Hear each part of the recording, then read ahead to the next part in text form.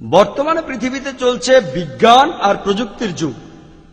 তাই আজকে আমরা দেখব পবিত্র কোরআন আর আধুনিক বিজ্ঞানের মধ্যে কোনো বিরোধ রয়েছে নাকি সাদৃশ্য।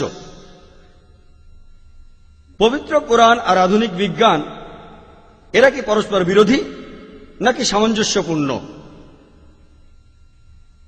একজন বিখ্যাত পদার্থবিজ্ঞানী অ্যালবার্ট আইনস্টাইন, যিনি নোবেল পুরস্কার পেয়েছিলেন, তিনি বলেছেন, ধর্ম ছাড়া যে বিজ্ঞান সেটা হলো পঙ্গু, আর বিজ্ঞান ছাড়া যে ধর্ম সেটা হলো অন্ধ। আমি কথাটা আবারও বলছি। অ্যালবার্ট আইনস্টাইন বলেছেন যে ধর্ম ছাড়া বিজ্ঞান সেটা হলো পঙ্গু, আর বিজ্ঞান ছাড়া যে ধর্ম সেটা হলো অন্ধ। আপনাদের মনে করিয়ে দেই, পবিত্র কোরআন কোন সায়েন্সের বই নয়। SCIENCE, এতে রয়েছে নিদর্শন বা সাইন, SIGNS, আর এই বইয়ে আছে আয়াত। পবিত্র কোরআনে আছে ৬,০০০-এরও বেশি নিদর্শন, ৬,০০০-এরও বেশি আয়াত, যেগুলোর মধ্যে ১,০০০-এরও বেশি আয়াতে বিজ্ঞানের কথা বলা হয়েছে। কিছু কিছু মানুষ আছে যারা বিশ্বাস করে কোরআনের মাত্র একটা আয়াত শুনেই। কিছু কিছু মানুষ হয়তো 10টা নিদর্শন দেখে কোরআনকে বিশ্বাস করে, কারো হয়তো লাগে 100টা, আর হয়তো আপনি কোন কোন মানুষকে 1000টা নিদর্শন দেখাবেন, তারপরও সে সেটা বিশ্বাস করবে না। আজকের কোরআন ও বিজ্ঞান নিয়ে এই আলোচনা অনুষ্ঠানে আমি শুধু সেই বৈজ্ঞানিক তথ্য নিয়ে কথা বলবো যেগুলো প্রতিষ্ঠিত সত্য। আমি এমন কোন বৈজ্ঞানিক থিওরি নিয়ে কথা বলবো না যেগুলোর ভিত্তি হলো অনুমান আর কল্পনা। কারণ আমরা ভালো করেই জানি যে মাঝে মধ্যে বৈজ্ঞানিক বিভিন্ন থিওরি যেগুলো ভিত্তি অনুমান আর কল্পনা, সেগুলো তাদের সিদ্ধান্ত বদলায়। জ্যোতির্বিদ্যা সম্পর্কে আপনাদের বলি, যদি কোনো বিজ্ঞানীকে আপনি জিজ্ঞেস করেন যে কিভাবে আমাদের বিশ্বজগৎটা তৈরি হয়েছে, কিভাবে বিশ্বজগৎ সৃষ্টি হয়েছে, তিনি তখন বলবেন বিগ ব্যাংয়ের থিওরির কথা। প্রথমে এই বিশ্বজগতের সব উপাদান ছিল একটা বিন্দুতে, তারপর সেখানে একটা বিস্ফোরণ হলো, এ থেকেই তৈরি হলো ছায়াপথ, যেটা আবারও খণ্ড বিখণ্ড হয়ে তৈরি হলো বিভিন্ন সৌরজগৎ। সেখানে তৈরি হলো বিভিন্ন গ্রহ, সূর্য, আর আমরা যে গ্রহে বাস করি সেই পৃথিবী। আমি আমার বক্তৃতার শুরুতেই পবিত্র কোরআনের একটি আয়াতের উদ্ধৃতি দিয়েছিলাম। সূরা আল আম্বিয়া 30 নম্বর আয়াতে একথা উল্লেখ আছে যে আওয়ালাম ইয়ারাল্লাযীনা কাফারু, অবিশ্বাসীরা কি ভাবিয়া দেখে না, আন্নাস সামাওয়াতি ওয়াল আরদা কানাতা রাতকান ফাফাতাকনাহুমা, আকাশমণ্ডলীয় পৃথিবী মিশিয়া ছিল ওতপ্রোতভাবে, অতঃপর আমি উভয়কে পৃথক করিয়া দিলাম। পবিত্র কোরআনের এই আয়াতে বিগ ব্যাংয়ের থিওরির কথা বলা হয়েছে খুব সংক্ষেপে। চিন্তা করেন, আমরা যে কথাটা জানলাম আজকে, পবিত্র কোরআনে এ কথাটা বলা হয়েছে 1400 বছর আগে। এছাড়াও পবিত্র কোরআনে আছে সূরা ফুসিলাতের 11 নম্বর আয়াতে উল্লেখ করা আছে যে অতঃপর তিনি আকাশের দিকে মনোনিবেশ করেন, যাহা ছিল ধূম্রপুঞ্জ বিশেষ, অনন্তর দিকে উহাকে এবং পৃথিবীকে বলিলেন, তোমরা উভয়ে আসো, ইচ্ছায় অথবা অনিচ্ছায়, এবং উহারা উভয়ে বলিল, আমরা আসিলাম একান্ত অনুগত হইয়া।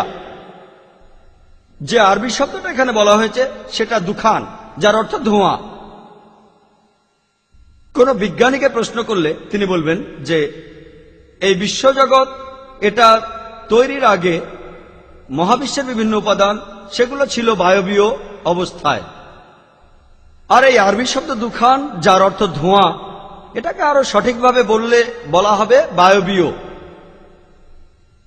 বর্তমানের খুব বিখ্যাত বিজ্ঞানী স্টিফেন হকিংসের মতে তিনি বলেছেন, মহাশূন্যে যে বিভিন্ন পদার্থের উপাদান আবিষ্কার করা গেছে সেটাই হলো গত শতাব্দীর সবচেয়ে বড় আবিষ্কার। আর এগুলোর উপর ভিত্তি করে আমরা নিশ্চিতভাবে জানতে পেরেছি বিগ ব্যাংয়ের থিওরির সত্যতা আর এই বিশ্বজগৎ সৃষ্টি হওয়ার রহস্য।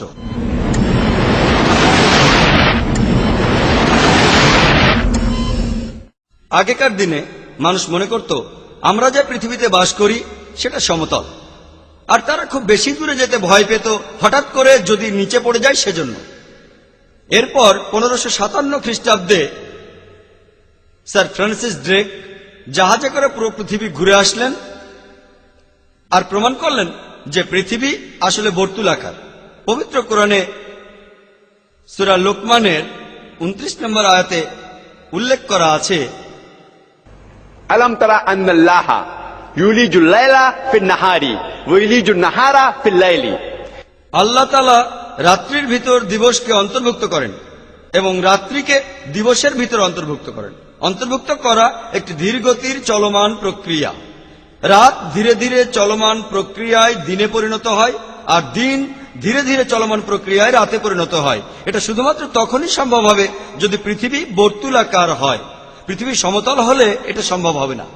পৃথিবী সমতল হলে দিন রাত হঠাৎ করে বদলে যেত। পবিত্র কোরআনে সূরা আল জুমার 5 নম্বর আয়াতে উল্লেখ করা আছে যে هو الذي خلق السماوات بالحق। আল্লাহ তাআলা এই আকাশমণ্ডলী ও পৃথিবীকে সৃষ্টি করিয়াছেন যথাযথভাবে, এবং তিনি রাত্রি দ্বারা দিবসকে আচ্ছাদিত করেন এবং রাত্রিকে আচ্ছাদিত করেন দিবস দ্বারা। এখানে যে আরবি শব্দটা আছে সেটা হলো কাওয়ারা, যার অর্থ কোনো কিছু আচ্ছাদন করা। যেভাবে আমরা আমাদের মাথায় পাগড়ি পরি, এই মতবাদটা যে রাত দিনকে আর দিন রাতকে আচ্ছাদন করছে, এটা শুধু তখনই সম্ভব হবে যদি পৃথিবী বর্তুলাকার হয়। যদি পৃথিবী সমতল হয় তাহলে এটা সম্ভব হবে না, দিন রাত তখন হঠাৎ করে বদলে যেত। এরপর পবিত্র কোরআনে আছে সূরা নাজিয়াতের 30 নম্বর আয়াতে উল্লেখ করা আছে যে والأرض بعد ذلك دحاها। এবং ইহার পর তিনি পৃথিবীকে করিয়াছেন ডিম্বাকৃতি। এখানে আরবি শব্দ দাহাহা, এটার মূল শব্দটা হলো দুইয়া, যার অর্থ হলো ডিম্বাকৃতি। আর এই শব্দটা দিয়ে কোনো সাধারণ ডিমকে বোঝানো হয় না, শব্দটা দিয়ে বিশেষ করে বোঝানো হয় উট পাখির ডিমকে। আর এখন আমরা জানি যে আমাদের পৃথিবী পুরোপুরি ফুটবলের মতো গোল নয়, এটা আসলে বর্তুলাকার। এটা উপরে আর নিচে চাপা আর দুই পাশে কিছুটা ফোলানো, এটা হলো বর্তুলাকার। আর আপনারা যদি উট পাখির ডিম ভালোভাবে দেখেন, এই ডিমটাও বর্তুলাকার, উপরে নিচে কিছুটা চাপা আর দুই পাশে কিছুটা ফোলানো। তাহলে পবিত্র কোরআনে পৃথিবীর আকার সঠিকভাবে উল্লেখ করা হয়েছে 1400 বছর আগে। আগে আমরা মনে করতাম যে চাঁদের আলোটা তার নিজস্ব আলো। কিছুদিন আগে আমরা জানতে পেরেছি যে চাঁদের আলো আসলে সূর্যের আলোর প্রতিফলিত আলো। পবিত্র কোরআনে সূরা ফুরকানের 61 নম্বর আয়াতে উল্লেখ করা আছে যে কত মহান তিনি, যিনি নভমণ্ডলের সৃষ্টি করিয়াছেন রাশিচক্র এবং উহাতে স্থাপন করিয়াছেন প্রদীপ এবং চাঁদ, যাহার রহিয়াছে ঋণ করা আলো। পবিত্র কোরআনে সূরা ইউনূসের 5 নম্বর আয়াতে উল্লেখ করা আছে যে আল্লাহ সুবহানাহু ওয়া তাআলা এই সূর্যকে করিয়াছেন তেজস্কর ও চন্দ্রকে করিয়াছেন প্রতিবিম্বিত আলো। একই কথা পবিত্র কোরআনে সূরা নূহের 15 এবং 16 নম্বর আয়াতে উল্লেখ করা আছে যে সূর্যের আরবি শব্দ হলো শামস। এটাকে সবসময় বলা হয়ে থাকে সিরাজ, অর্থাৎ একটা প্রদীপ, নয়তো ওয়াহাজ, একটা প্রজ্বলিত প্রদীপ, অথবা দিয়া, অর্থাৎ উজ্জ্বল দ্যুতি। চাঁদের আরবি শব্দ হলো কামার।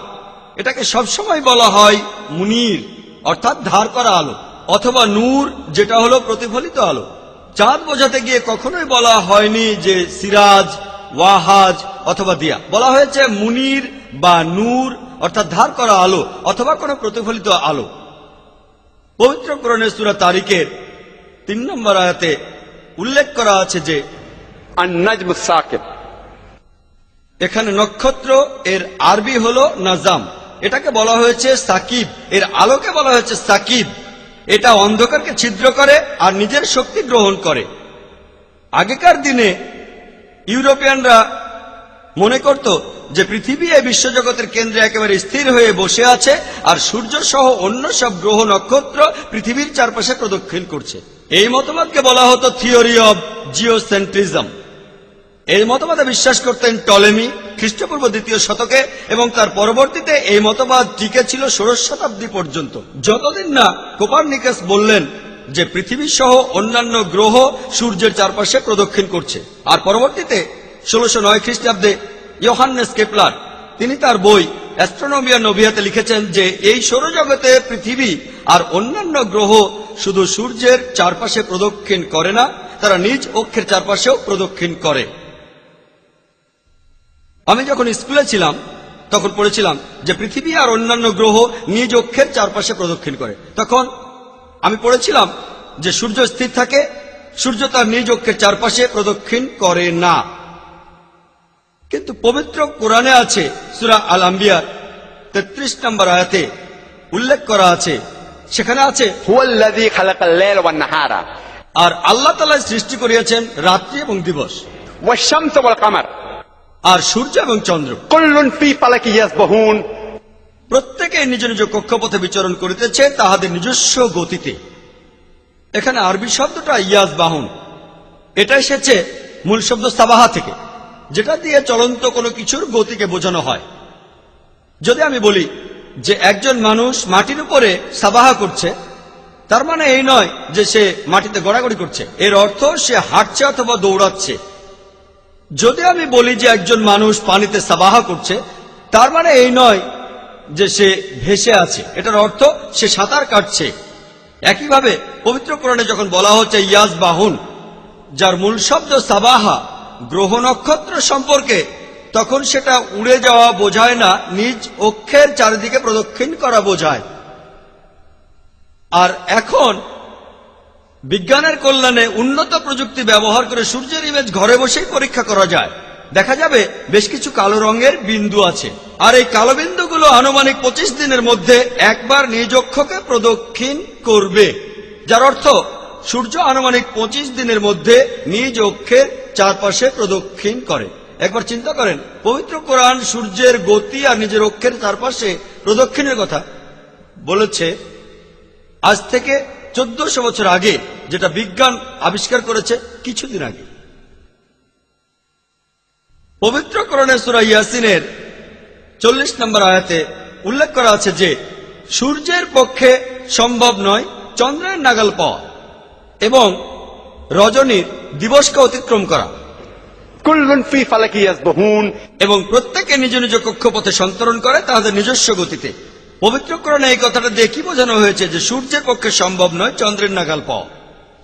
আগেকার দিনের মানুষ মনে করত যে সূর্য আর চাঁদের কক্ষপথ একটাই, কিন্তু পবিত্র কোরআন বলছে না, সূর্য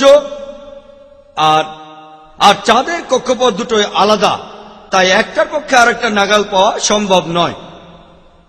আর এরা দুটোই, সূর্য এবং চাঁদ, গতিশীল আর নিজ অক্ষকে প্রদক্ষিণ করে।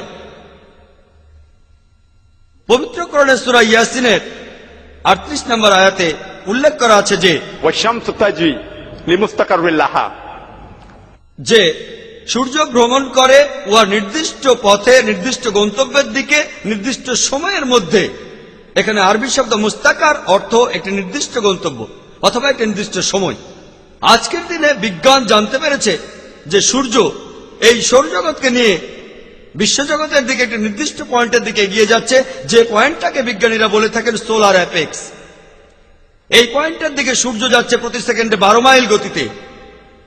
আর এভাবে সূর্য যে পয়েন্টের দিকে এগোচ্ছে সেটার নাম কনস্টেলেশন অফ হারকিউলিস। এই একই কথা বলা হয়েছে পবিত্র কোরআনে সূরা রাদের 2 নম্বর আয়াতে, আর এছাড়াও সূরা ফাতির 13 নম্বর আয়াতে, সূরা লোকমানের 29 নম্বর আয়াতে উল্লেখ করা আছে, আর এছাড়াও সূরা আল জুমার 5 নম্বর আয়াতে উল্লেখ করা আছে যে বলা আছে সূর্য এবং চন্দ্র উহারা প্রত্যেকেই পরিক্রম করে এক নির্দিষ্ট কাল পর্যন্ত। পবিত্র কোরআনে সূরা জারিয়াতের 47 নম্বর আয়াতে উল্লেখ করা আছে যে একমাত্র আমিই এই আকাশ নির্মাণ করিয়াছি আমার ক্ষমতা বলে, এবং আমি অবশ্যই এই বিশ্বজগৎকে করিয়াছি মহা সম্প্রসারণকারী। আরবি শব্দ মুসিউনা অর্থ সম্প্রসারণকারী মহাবিশ্ব, বিশ্বজগতের অসীমতা।